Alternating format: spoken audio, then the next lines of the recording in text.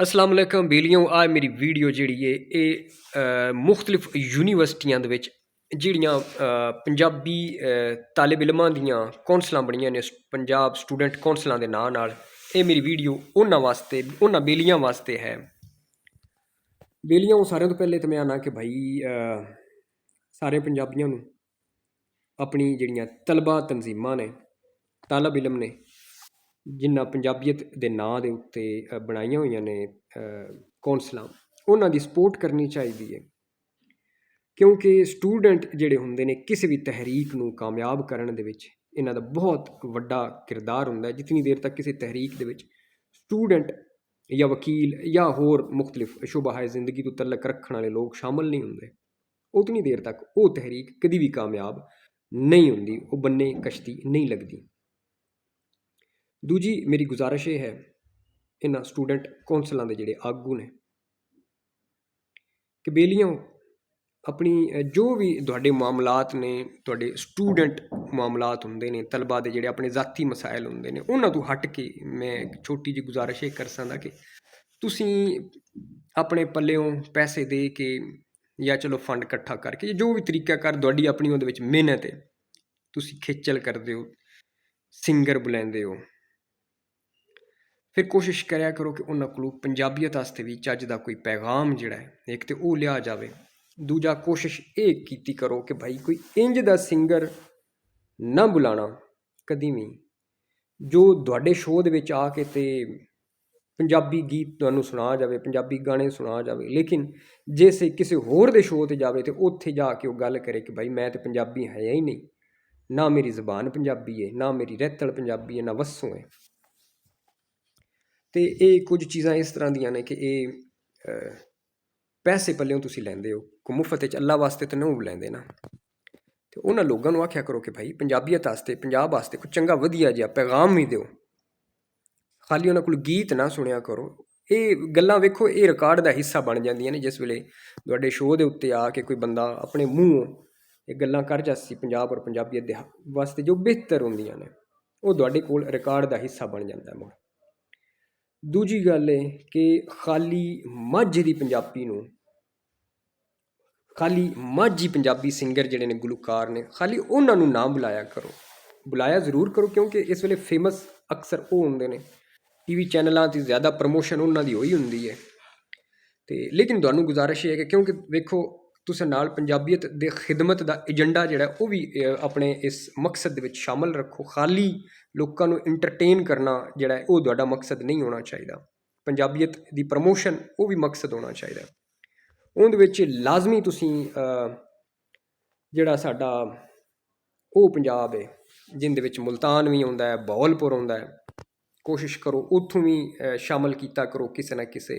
शायर किसी न किसी गीतकार नूं। उस तो इलावा इधर मरी वाले पासों पठवार इचों साडा जिहड़ा पठवार पंजाब का हिस्सा है, इत्थे दे जिहड़े पंजाबी ने पठवारी पंजाबी ने कोशिश करिया करो उन्होंने भी इनवाइट करिया करो। और जंग जिहड़ा है उत्थों लाजमी उत्थे बहुत वड्डा साडा एक हिस्सा है आर्ट का, उन्होंने लोगों भी लाजमी शामिल करिया करो। तो उन्होंने को फिर पंजाबीयत के हवाले नाल कोई वधिया मैसेज को प्रोग्राम दे विच लिया करो। दूजी एक निक्की जी मेरी गुजारिश ये है कि जैसे तुसीं कल्चरल इवेंट बनाते हो रैतल का प्रोग्राम बनाते हो तो भाई साडी रैतल दे विच खाली भंगड़ा खाली गुलूकारी गीतकारी या शेरो शायरी नहीं, तुसीं उहदे विच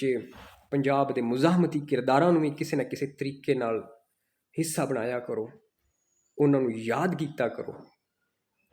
और पंजाब दे जिहड़े रवायती खेड हुंदे ने उन्होंने भी विच किदाई ना किदाई एडजस्ट किया करो। नेज़ाबाजी गतका जिन्हों देसी मार्शल आर्ट भी आख्या जाता है, ये वेखो कि पंजाबियों के हवाले नाल जिहड़ा एक कॉन्सैप्ट कि पंजाबी त्रकड़े नहीं होंदे, तो ये चीज़ां भी शामिल कराया करो जिंदे नाल पता लगे कि भाई पंजाबी खाली गुलूकारी नहीं करते, खाली पंजाबी जिहड़े ने भंगड़ा ही नहीं पैंदे।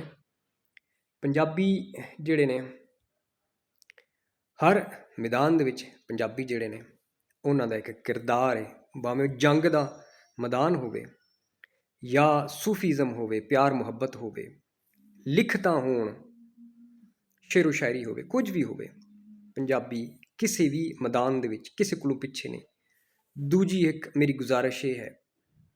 ਕਿ ਆਪਣੇ ਉਹਨਾਂ ਪੰਜਾਬੀ ਸੂਰਮਿਆਂ ਨੂੰ ਵੀ ਯਾਦ ਰੱਖਿਆ ਕਰੋ ਜੋ ਕਿ ਮੁਸਲਮਾਨ ਨਹੀਂ, ਲੇਕਿਨ ਪੰਜਾਬ ਧਰਤੀ ਦੇ ਪੁੱਤਰ ਨੇ, ਪੰਜਾਬ ਧਰਤੀ ਦਾ ਮਾਣ ਨੇ। ਉਹਨਾਂ ਨੂੰ ਵੀ ਲਾਜ਼ਮੀ ਸ਼ਾਮਲ ਰੱਖਿਆ ਕਰੋ। ਉਹਦੀ ਵਜ੍ਹਾ ਇਹ ਹੈ ਕਿ ਪੰਜਾਬੀ ਕੌਮ ਬਤੌਰੇ ਕੌਮ, ਪੰਜਾਬੀ ਕੌਮ ਦੇ ਵਿੱਚ ਸਿਰਫ ਮੁਸਲਿਮ ਪੰਜਾਬੀ ਨਹੀਂ, ਹਿੰਦੂ, ਸਿੱਖ, ਮਸੀਹੀ ਸਾਰੇ ਪੰਜਾਬੀ ਸ਼ਾਮਲ ਨੇ। ਔਰ ਪੰਜਾਬ ਦੀ ਤਰੱਕੀ ਦੇ ਵਿੱਚ ਹਰ ਕਿਸੇ ਆਪਣਾ ਆਪਣਾ ਕਿਰਦਾਰ ਅਦਾ ਪਾਇਆ, ਹਿੱਸਾ ਪਾਇਆ ਹੈ। ਅਗਰ ਤੁਸੀਂ ਰਾਜਾ ਪੋਰਸ ਤੋਂ ਸ਼ੁਰੂ ਕਰ ਲੈਂਦੇ ਹੋ ਜਾਂ ਰਾਜਾ ਜੈਪਾਲ ਤੋਂ ਸ਼ੁਰੂ ਕਰ ਲੈਂਦੇ ਹੋ,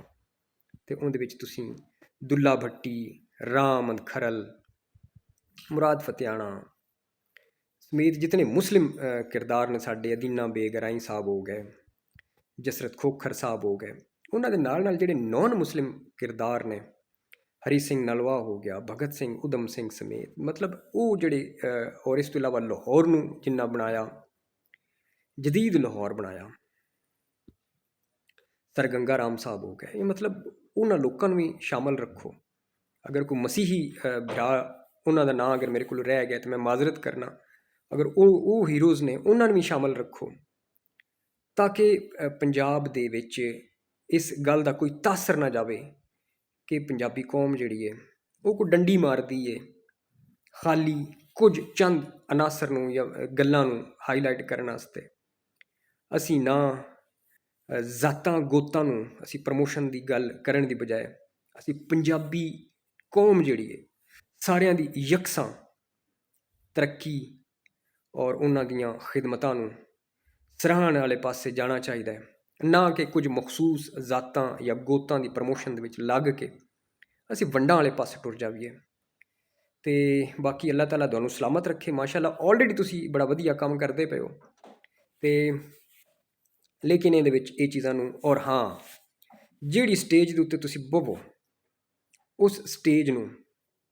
ਕਲਚਰਲ ਐਕਸਚੇਂਜ ਜਾਂ ਕਲਚਰ ਐਕਸਚੇਂਜ ਦੇ ਨਾਂ ਦੇ ਉੱਤੇ ਉਹਨਾਂ ਲੋਕਾਂ ਦੇ ਨਾਲ ਸਟੇਜ ਸਾਂਝੀ ਨਾ ਕਰੋ ਜੋ ਲੋਕ ਇਸ ਸਟੇਜ ਤੋਂ ਉੱਠ ਕੇ ਕਿਸੇ ਦੂਜੇ ਸਟੇਜ ਦੇ ਉੱਤੇ ਜਾ ਕੇ ਪੰਜਾਬ ਔਰ ਪੰਜਾਬੀਅਤ ਨੂੰ ਮੰਨਦੇ ਵੀ ਨਹੀਂ,